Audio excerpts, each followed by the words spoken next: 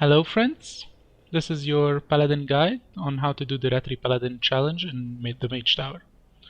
So for gear it's pretty much the standard Shadowlands gear except for the trinkets. And the trinkets is the seed pod is essential to do damage, it's OP. The second one I just had it in from Siege of Orgrimmar because I farmed the gear, maybe like I thought it would be better, but it's the same. And I don't have a replacement, like a good replacement, so I just went with it. And for the shoulders and the run, I had a different one, like haste mastery shoulder, but it's not that important. So a standard Shadowland gear is more than enough. Now for talents, first row I took Zeal for the damage, then Blade of Wrath to get more procs for your holy power. Most important is Repentance. You need Repentance to stop the cast later on in the fight. You will see it, because if you don't stop it, he will do like an AoE damage that will 100% kill you. After it, you can either go with Cavalier for extra mobility, or you can go with Eye for an Eye. It's very good. I think it's very good as both defensive and more damage if you need it. At level 40, Divine Purpose, it's good for the extra procs, like either heal or damage. Healing Hands, I think it's essential because you're gonna use your Word of Glory a lot probably, as you can see. Like 50k, 82% of my healing. And finally, Sanctified Wrath do a lot of damage, since the 3 targets are gonna be stacked up all the time. So this is my damage when I did it. Like you can see the Trinket, second one, and Sanctified is the third. So it's very important. And now let's see the actual fight. So this is the fight. It's gonna start. What you need first is to interrupt the guy, the caster, and then stack them up all together. I start with the shield because when it explodes it do all the damage that you need. And then Bloodlust, Pots, Wrath, everything. And just AoE them down. Their HP is shared, so what matters is that you do AoE for the extra, not single target, for the extra damage. Now the first thing they're gonna do is he's gonna cast his Rage. So what you want is to stun it and keep DPSing to gain even more DPS. And when it's done, you can just slow it down and kite him and DPS the others.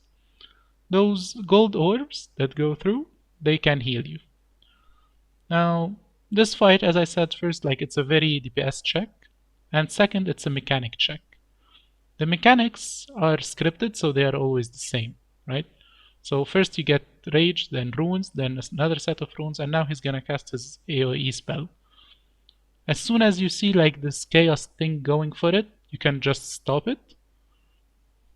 You'll get used to it, of course, with the Repentance, because if you don't stop it, it's a sure wipe. Like there's no way you can out heal it or survive it.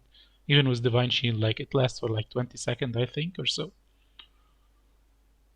Now after his AoE damage, he's gonna get the shield, right? So we know that he's gonna get the shield. So if you have your Wake of Ashes, you're gonna keep it for that phase to DPS faster to break the shield. Once you break the shield, you interrupt it, and there it is. You need to interrupt the shield. Remember, like Lay on Hands, you can use it if you need to, because if it helps you to keep DPSing, it's gonna be an upgrade. Now with the shield, sometimes it comes the Valkyr Wall if you have like slow DPS like mine. Like since I don't have much DPS, the Valkyr Wall is gonna come. You can either dodge it or break the shield depending. Like you'll see what you need. After the shield, the Bladestorm. Bladestorm is the easiest part, you just stun it and DPS. And now the Repentance goes pretty fast on him. And now it's like free DPS phase. After that, after those two, you're gonna have the Runes plus Valkyr, right? So it's not something you have to worry about a lot. You just have to notice the placement of the Valkyr.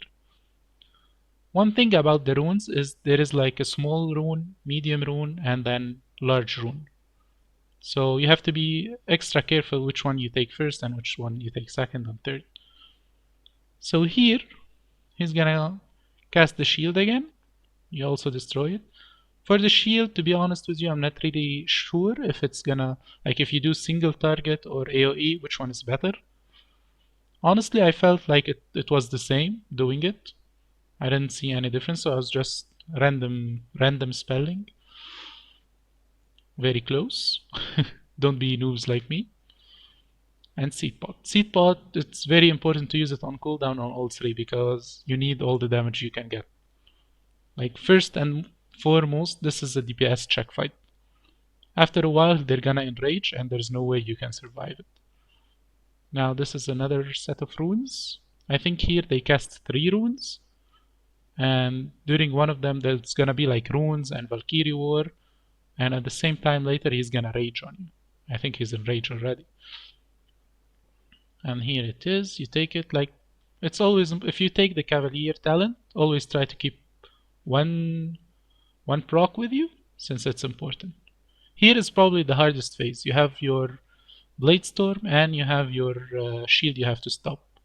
What I did was I kept Divine Shield for this phase and just you can ignore it. Or what you can do also, I tried it on different tries. You can also use your Hand of Freedom to run out of the Bladestorm. Like you will lose damage, but you will survive if you need to. This is the Valkyr Wall, the end. And after this part, if you don't kill them, they're gonna enrage. Once they enrage, everyone will start casting their spells, and it's pretty much impossible, I would say, to keep up with the mechanics and everything. And that is the end of the fight.